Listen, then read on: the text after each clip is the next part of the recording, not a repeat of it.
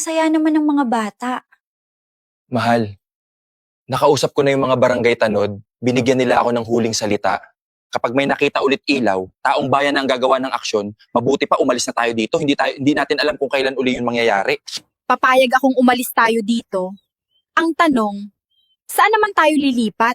Hindi ko nga rin alam kung paano ko maipapaliwanag kay nanay at tatay tungkol dito sa aso. Oo nga no. Paano kaya?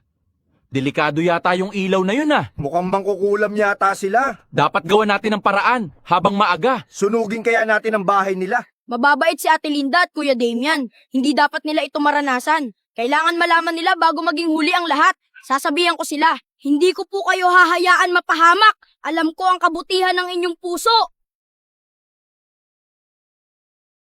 Tao po, Kuya Damian! Ate Linda! Tao po! Kuya Damian, Ate Linda, nandyan po ba kayo? O iho, bakit ka hangos na hangos?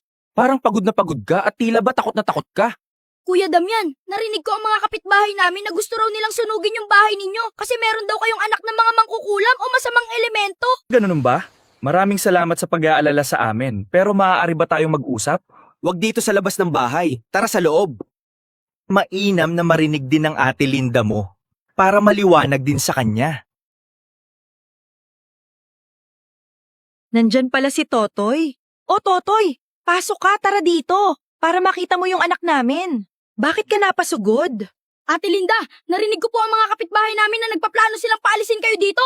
Ang masakit pa, nagpaplano silang sunugin ang inyong tahanan. Kaya napatakbo agad ako. Grabe naman yan. Anong kasalanan namin? Bakit naman nila gagawin sa amin yun? Wala naman kaming ginagawa masama. Hindi gusto ng mga bata ang nangyayari.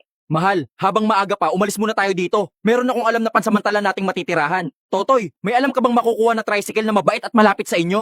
Kuya Lando, wala po eh. Kasi mga malalapit sa aking itay ang mga nag-uusap-usap. Pero maghahanap po ako.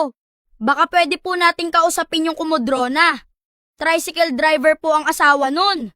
Pwede natin puntahan. Pasensya na po kayo kung bakit ako nakasimangot. Nagagalit lang po ako sa mga taong hindi nila alam ang kanilang ginagawa. Mahal, maiwan ka muna namin dito. Sige, samahan mo si Totoy. Ang bait mong bata. Pagpalain ka sana. Hays. Sana maging okay din ang lahat. Alam kong may awa ang Panginoon, hindi niya tayo pababayaan.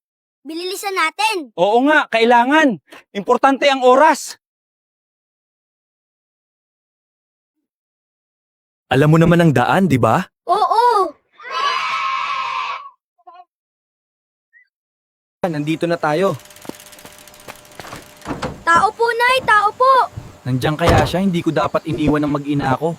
Naririnig ko na ang yapak niya, papunta na siya.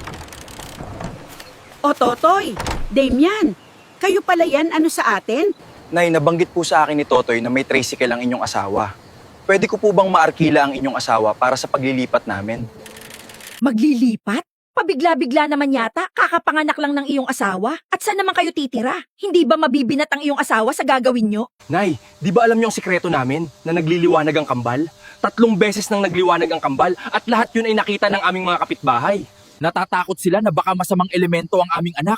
Kapag nagkaroon ng liwanag uli, susunugin kami ng taong bayan. Ayun ba ang kinakatakot nila? O sige, sasama ako, tutulungan ko kayo para hindi mabinat ang iyong asawa. Paparating na ang aking asawa, sigurado ako papagarahin na yon.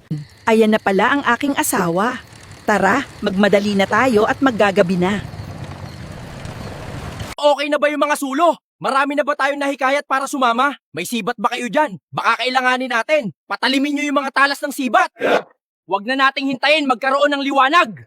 Taong bayan naman tayo!